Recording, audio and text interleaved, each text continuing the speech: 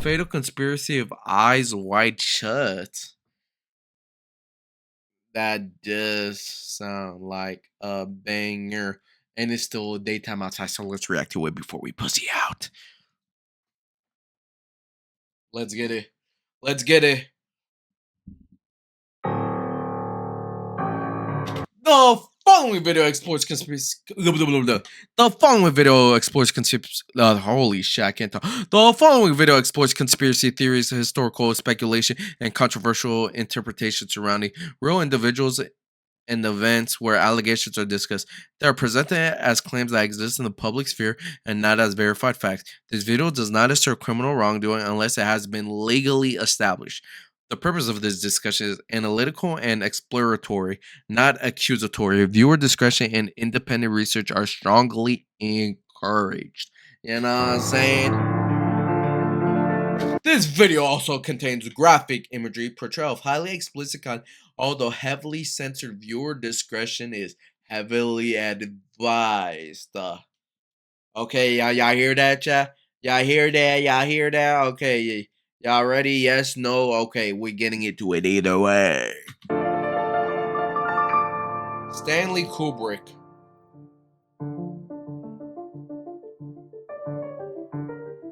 Talk to me, Stanley. Talk to me. Eyes Wide Shut is a movie shrouded in mystery, a film frequently discussed due to its subject. Child, I want to watch this movie so bad, but I gotta watch it with a group of people, or I gotta watch it daylight, cause I feel like this type of movie, if you watch it, it alerts someone, or something. I don't know, Chad. That's Chad. Not gonna lie, I've been digging deep lately. I know who the fuck am I? Who the fuck is Stacks 888? I low-key feel like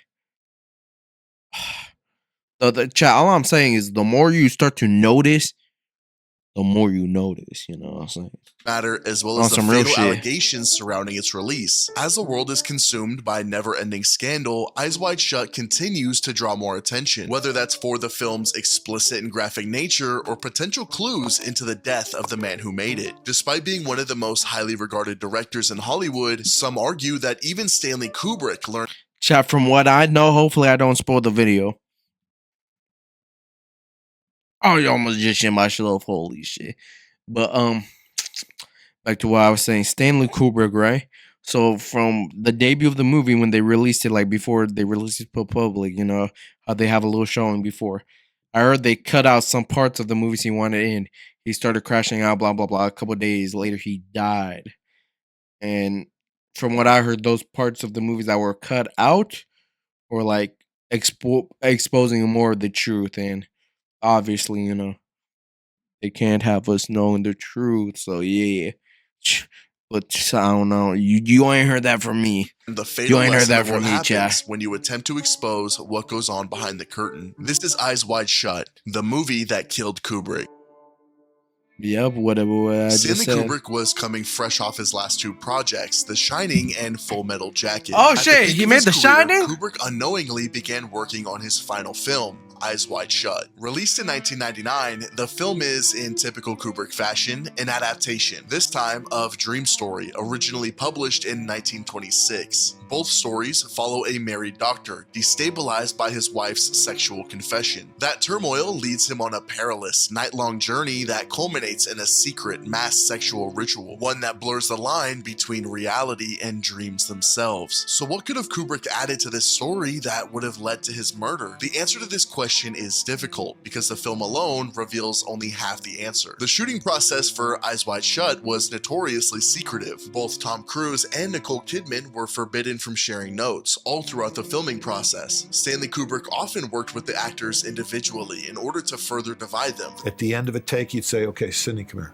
I'd come and I'd sit down. But he wouldn't say anything to Tom, and he would go through it with me. Or, "Okay, Tom, come here." The movie was also subjected to multiple rewrites and reshoots. And we worked on the scene, and Stanley rewrote it and then worked on it a little bit more and rewrote it again. And constantly updating what the story would be and what it would look like. It would depend. He'd look at the staging, but he'd first work on let's get the scene right, and he would rewrite every single day. He rewrote.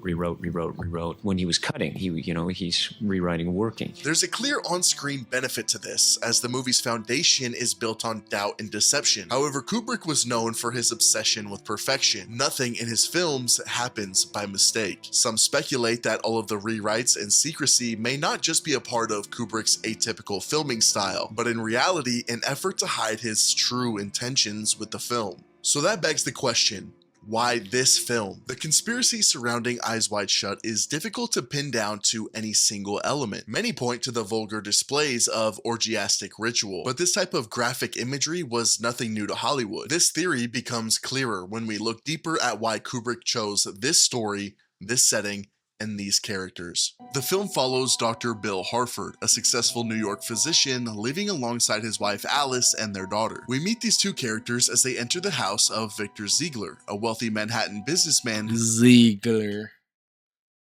Where have I heard that name? Better Call Saul. Ziegler. Yes. That's where I've heard that name from. Who is fond of Dr. Harford and his medical practice. Despite all of his success and ever-growing societal status, Dr. Harford was unable to escape the perils of marital strife. On an otherwise ordinary night, Alice reveals that despite her picture-perfect life, comfort has left her unsatisfied. She recounts a moment when she was willing to throw everything away for a chance to spend the night with a naval officer she encountered while on vacation. This confession by Alice ignites a series of Whoa! Chat, for what I already said I haven't watched the movie, but I've seen like other videos about like the movie and shit, like conspiracy theories, right? They've always said it was like she had a dream about cheating, but like, she would never do that. And then the dude was like, I bitch, fine, I'm gonna go out and cheat on you. But she confessed to the dude that she almost did it, like she actually almost did it, like IRL, what? Religious and spiritual themes that form the foundation of the film's deeper meaning. Religion, and a more specifically traditionally Christian belief, permeates throughout the film and almost becomes a character within itself. The Christmas party celebrating the nativity of Christ that opens up the film signifies beginnings, a symbolic rebirth into a new world for Dr. Harford. Now, Alice finds herself in confession, spurred by resentment due to her husband's indifference. Taking things for granted, Bill did. Took her for granted, took his family for granted, his life for granted.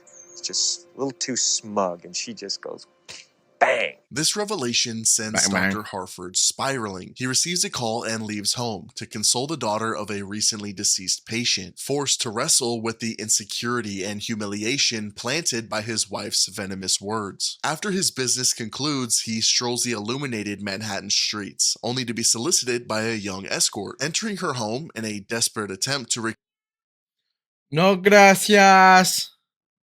claim his wounded masculinity, Bill enters a state of sin. His anger Chat, my bad. My mom was offering me pineapple and pride have led him onto the brink of adultery, putting his family in jeopardy. Kubrick illustrates this moment perfectly through a subtle inversion, the Christmas tree inside her apartment. Nice tree.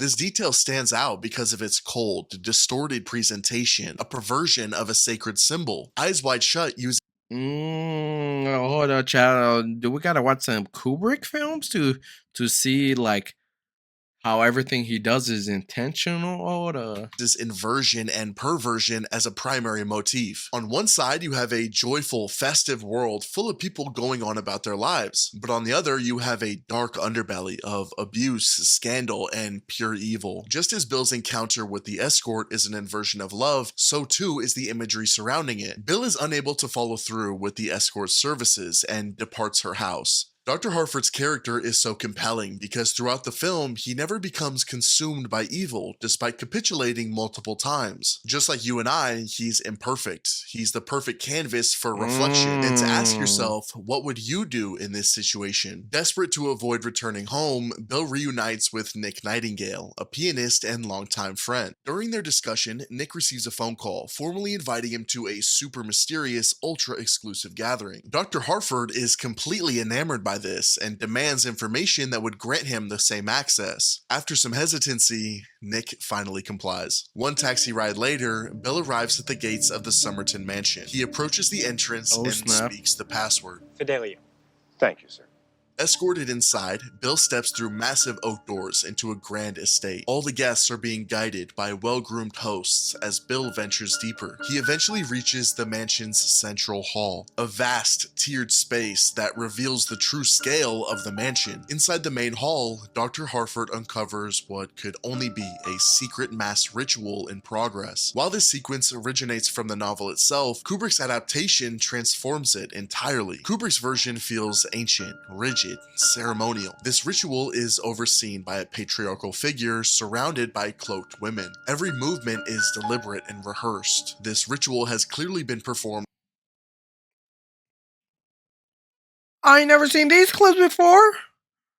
Shit, your boy might gotta watch the movie. Hundreds, if not thousands, of times before. Gregorian-style chants echo through the hall. Incense fills the air. Dr. Harford's night of temptation and sin has finally reached hell. The audience gazes in silence. Oh, snap. Each member awaiting the ceremony to truly begin. Like the party at the beginning of the film, Alice's confessions, and the escort's decorations, this ritual is a desecration of a Christian mass, an intentional distortion of worship itself. One by one, the women begin to undress and lead their desired partner deep into the mansion. Dr. Harford is among those chosen. However, the woman who pursues him instantly notices that he's an outsider and provides a stark warning. You've got to get away before it's too late.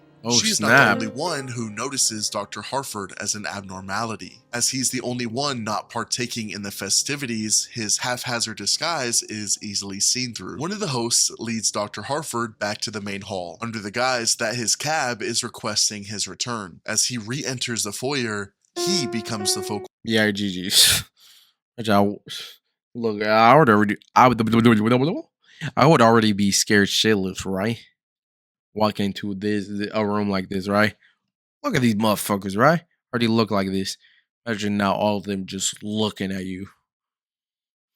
While breaked up, I'd be there like.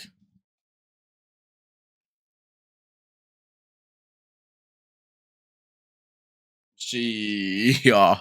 Point of the congregation. In one of the most chilling scenes in modern cinema, he is interrogated, unable to fabricate a lie convincing enough to save his life. Only through the sacrifice of the woman who previously warned him is Bill allowed to leave. Clearly rattled from this event, Dr. Harford has now entered into a world that will swallow him up if he's not careful. Eyes Wide Shut is a film overflowing with temptation and corruption. A costume shop owner offering his adolescent daughter for favors, the ritual at Somerton Mansion, or even Alice's fantasies. But the idea that any of these depictions would have Stanley Kubrick murdered is just not plausible. Unfortunately, that exoneration is short-lived, as Kubrick concludes his most damning message towards the end of the film. This being the final conversation that we see between Dr. Harford and Victor Ziegler. Throughout the film, Ziegler has been Bill's invisible link to this elite society. The opening Christmas party occurs in Ziegler's home. The woman that Bill saves at the Christmas party later saves him at Somerton. Victor Ziegler was the one who hired Nick Nightingale in the first place, and unknowingly played a massive key role in Dr. Harford being enveloped in this new world. Now, it's time for Victor Ziegler to...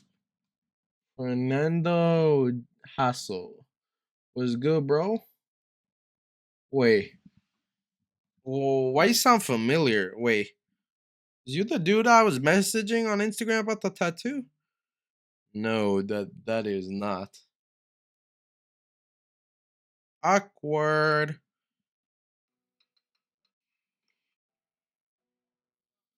Awkward.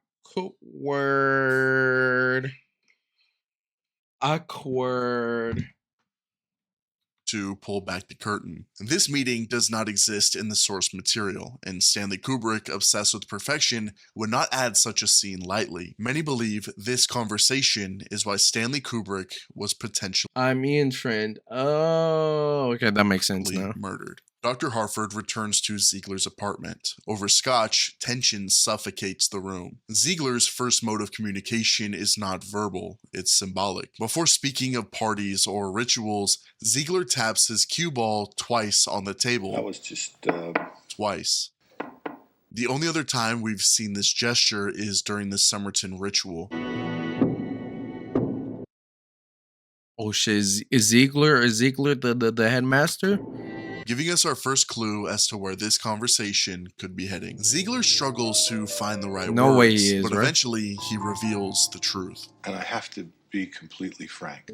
It concerns you. I know what happened last night. And I know what's been going on since then. I was there at the house. I saw everything that went on. He was at the mansion, he knows how Bill got in, he knows Bill went looking for Nick afterwards, searching for answers.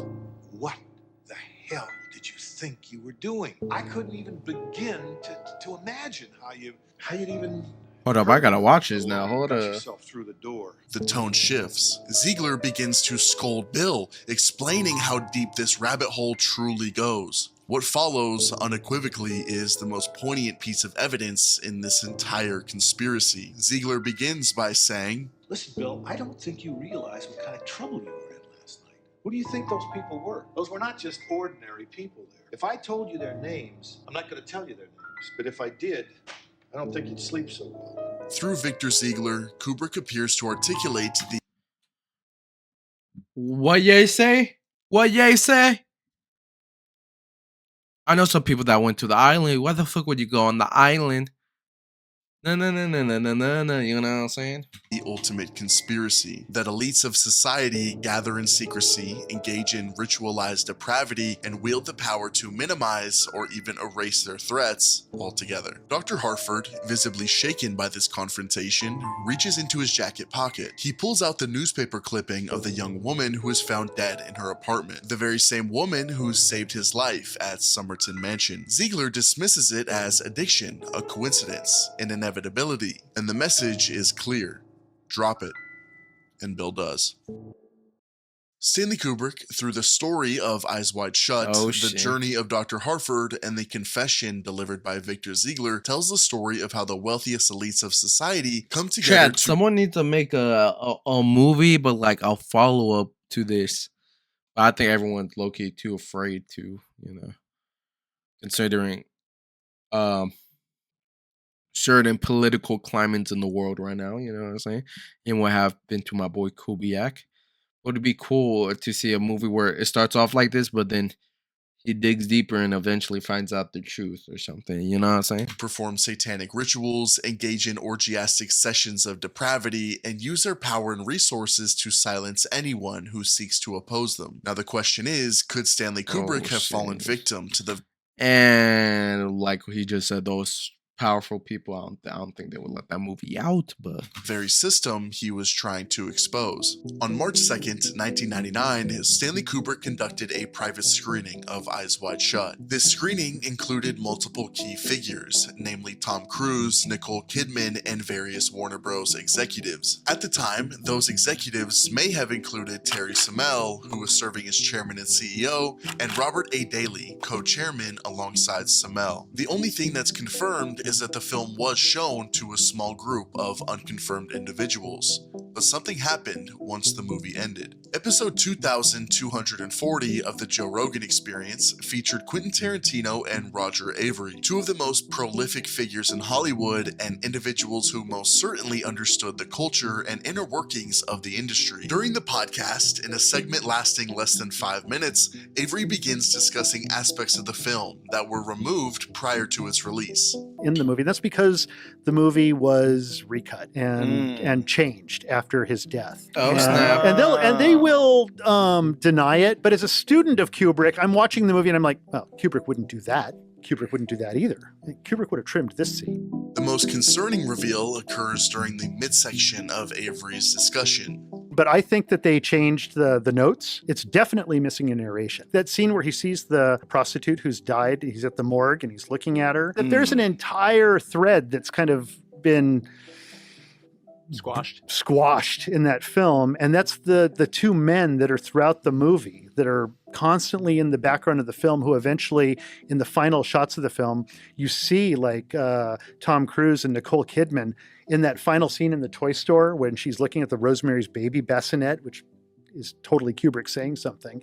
And they never take their eyes off their daughter until the moment they take their eyes off and the final line of the movie is coming up. You see those two guys walking off with the daughter. They're taking her away. They've given their daughter to the pedo cult.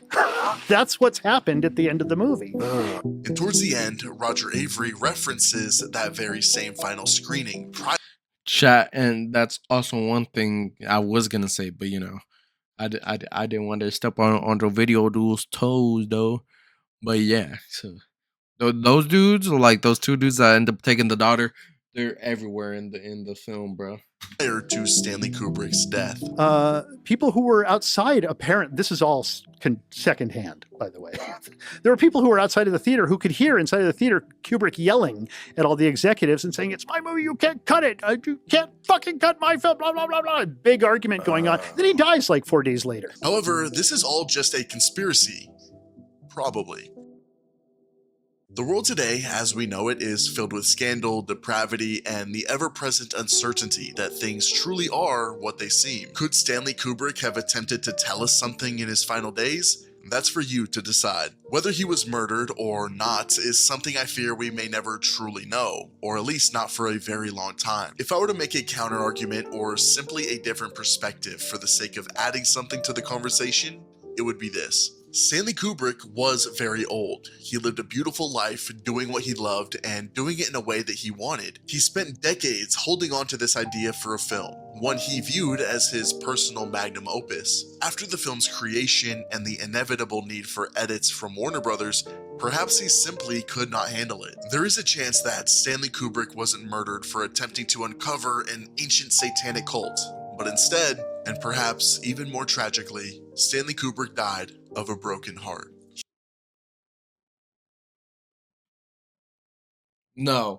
He sat on this film, allowing it to fester and evolve for decades. Upon completing the masterpiece he so desperately wanted to make, he may have realized he would not be able to see it fully come to fruition, despite yearning for it for so long. To me, that is even more devastating than any conspiracy theory currently circulating. A man tortured by his artistry, stifled at the end of his career over something as procedural as an MPAA rating. Stanley Kubrick will always remain in the pantheon of great directors. Despite his final work not being everything he may have hoped for, he achieved something far greater than he ever could have imagined. Legend. His name, his films, and his untimely death will be discussed for as long as cinema continues to exist. And if Stanley Kubrick was anything like they say he was, then I'm sure his soul is at peace.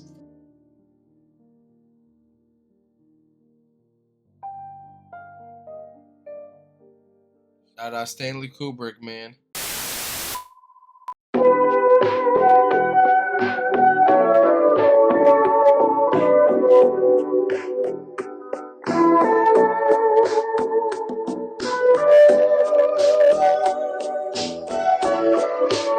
Everyone subscribe to Stacks right now.